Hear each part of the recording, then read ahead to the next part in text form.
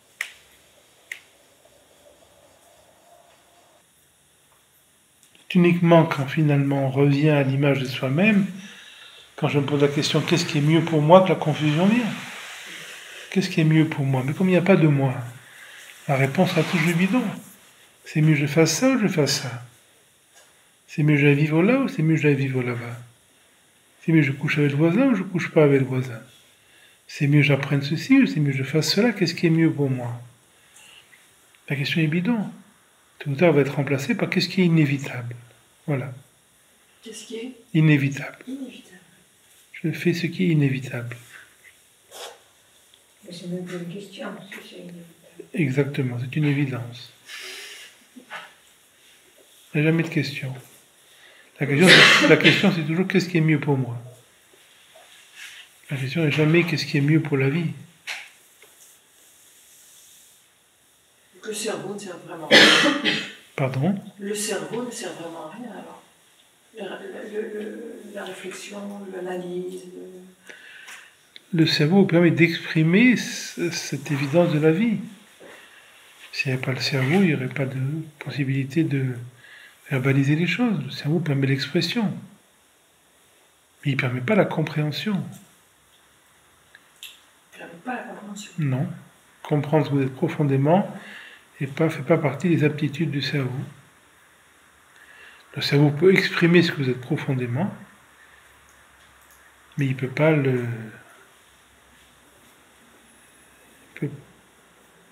pas le comprendre, parce que ce que vous êtes n'est pas un objet.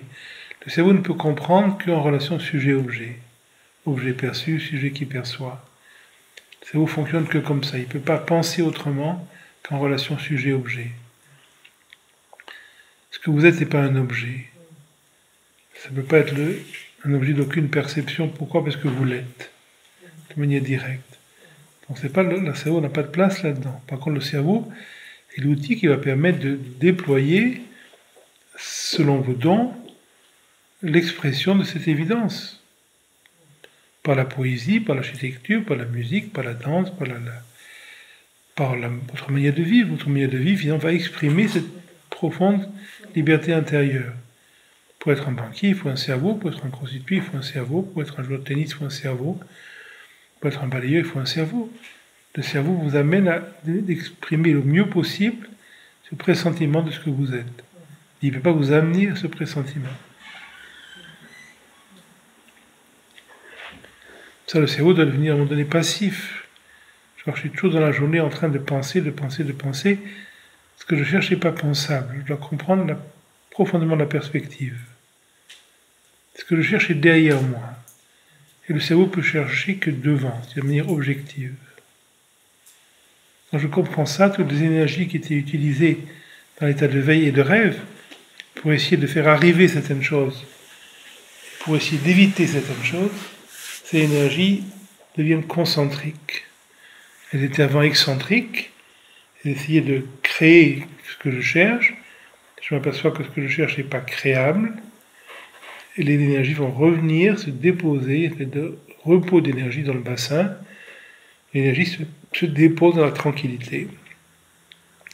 C'est à ce moment-là qu'éventuellement, ces énergies peuvent s'éveiller, frapper le cerveau et vous révéler ce qui est essentiel. Et pour ça, il faut que les énergies se rassemblent, pas de manière intentionnelle, comme dans le yoga volontaire, mais simplement par non-utilisation. Dans la démarche traditionnelle, c'est l'art de plus utiliser l'énergie vers la perception pour que l'énergie se rassemble naturellement dans cette écoute multidimensionnelle. Tant qu'il y a la moindre direction vers quelque chose, tant qu'il y a la moindre émotion tant qu'il y a quoi que ce soit qui me touche cérébralement, on dit que l'énergie n'est pas disponible pour la révélation. C'est ce qu'on appelle finalement la traversée du désert dans les textes sacrés, chez les chrétiens. C'est quoi la traversée du désert? C'est-à-dire que rien ne stimule en moi de réaction cérébrale. Il y a une pure réceptivité. C'est le prix à payer pour que cette énergie puisse se rassembler et puisse devenir révélation.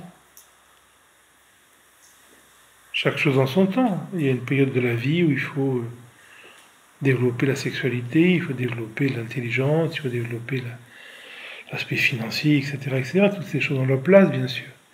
Mais il y a une période, à un moment donné, où ces choses-là vont prendre leur place, de manière fonctionnelle, mais ne vont plus utiliser d'énergie. Je ne me cherche plus là-dedans.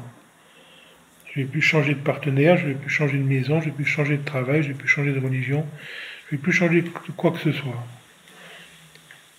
Les choses peuvent changer naturellement. Mon mari peut me quitter, ma voiture peut me quitter, le chien peut se faire écraser, tout va bien. Mais je ne vais plus volontairement chercher un changement pensant que ça va être mieux. Ce qui est mieux, c'est ce qui est maintenant. Mais ce qui est maintenant, c'est dans l'instant. Demain, tout est différent. Mais j'ai assez de présence dans lequel il n'y a plus la moindre énergie vers la transformation. Ça, c'est ce qu'on appelle l'orientation. Ça, c'est l'entrée dans la voie. Tant que l'énergie, dès que je rencontre une rencontre affective, dès que j'ai une nouvelle aventure, dès que j'ai un nouveau projet, dès que je suis passionné par mon équipe de football, dès que je suis passionné par la prochaine élection, dès que je suis passionné par l'écologie, dès que je suis passionné par ces choses, l'énergie est excentrique et je dois suivre cet élément pour l'approfondir et voilà.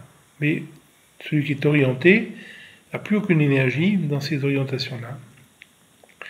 À ce moment-là, l'énergie va pouvoir se déployer pour amener une clarification profonde.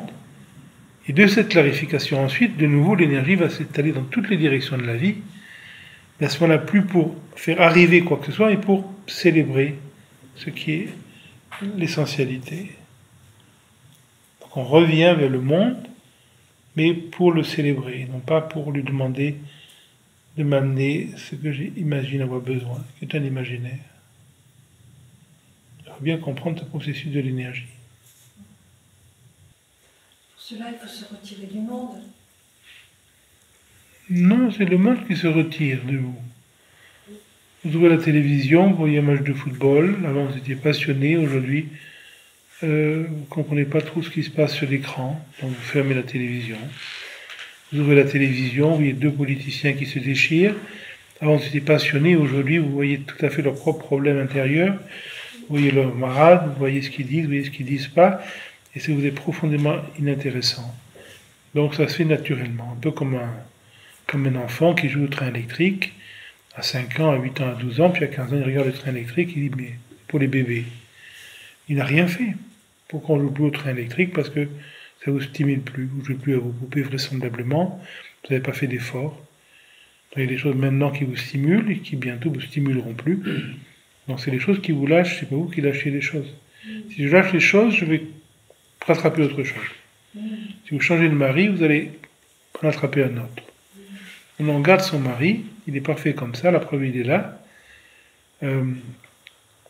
Mais je fabrique rien avec ça, j'attends rien de ça, j'espère rien de ça. Je prétends rien de ça. Je vis avec ça d'instant en instant. Donc il n'y a plus la pensée, il n'y a plus la déperdition d'énergie vers la chose. La présence est sans déperdition d'énergie. L'écoute est au-delà de l'énergie. Dans l'écoute, l'énergie se rassemble, l'énergie s'intègre. L'énergie, c'est le début de l'écoute. L'énergie doit tôt ou tard se déposer dans l'écoute. Il n'y a pas à se retirer. Sauf si le besoin vient vraiment du cœur. Il y a des gens qui ont un appel d'aller dans une grotte, dans un monastère, pourquoi pas? C'est pas faux, mais c'est pas mieux. Comme on a dit, beaucoup de grands mystiques étaient des gens extrêmement actifs. Il n'y a pas de différence.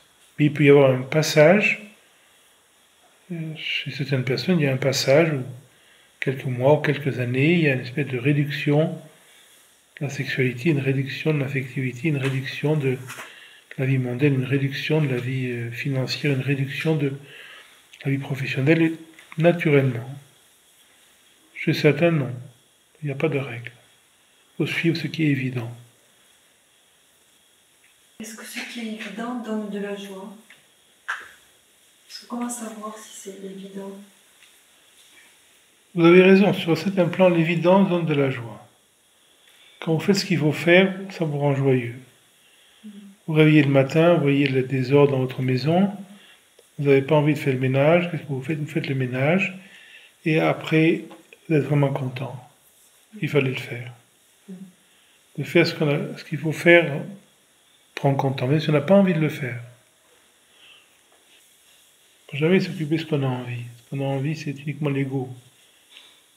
L'ego n'a jamais envie de sortir le chien. Et pourtant, il faut sortir le chien. Si je fais ce que j'ai envie, je ne sors jamais le chien. Mais quand il faut sortir le chien, on sort le chien, qu'on a envie ou non. C'est fonctionnel. La vie est fonctionnelle. Finalement, il faut comprendre, c'est beaucoup plus dans ces moments de vibration, de tranquillité, de silence dans lequel on se donne de plus en plus, qu'une forme de clarification va s'actualiser. Et c'est pas dans la réflexion conceptuelle, intellectuelle, accumulative, linéaire, qu'une clarification se fait. Donc quand je vois en moi la dynamique de pensée, d'où la pensée à quoi que ce soit, de plus en plus, cette simple vision me ramène sur l'écoute. Dans cette écoute, le corps apparaît, le corps très vite va se déposer comme densité. Il y a cette vibration, vous sentez la tête comme une grande ampoule lumineuse. La vibration va prendre le dessus et va suivre un certain nombre de processus. Tout ça apparaît dans votre écoute. Et si je me donne régulièrement ces moments de vibration, d'écoute, c'est dans ces moments-là que la clarification se fait. La réflexion est uniquement préparatoire. Elle a sa place pour trouver une forme de perspective. C'est un peu comme quand vous lisez René Guénon, ça vous donne une espèce d'interprétation conceptuelle qui tient plus ou moins la route sur la vision du monde. Mais ensuite, vous n'avez plus besoin de lire quoi que ce soit. Là, c'est un peu la même chose. La compréhension peut amener une forme d'orientation, mais attention de ne pas chercher à conclure, à comprendre à travers des concepts qui, par leur nature même, ne peuvent faire que voiler ce dont on parle, mais jamais le révéler. Donc, il faut vraiment se comprendre, compris profondément. C'est comme quand vous lisez un texte sacré, quand vous lisez Ibn Arabi, quand vous lisez Maître Eckhart, quand vous lisez un texte tantrique ou autre, ou de Shankara, vous ne lisez pas pour comprendre, parce qu'il n'y a rien à comprendre, on ne peut pas comprendre ces textes. On peut les lire avec amour, avec émotion. Et quand vous finissez un sermon de Maître Eckhart, c'est dans cet instant vous finissez avec le sermon. Il reste cet espace de liberté, cette émotion, cette vibration. Mais le sermon doit mourir pour ça.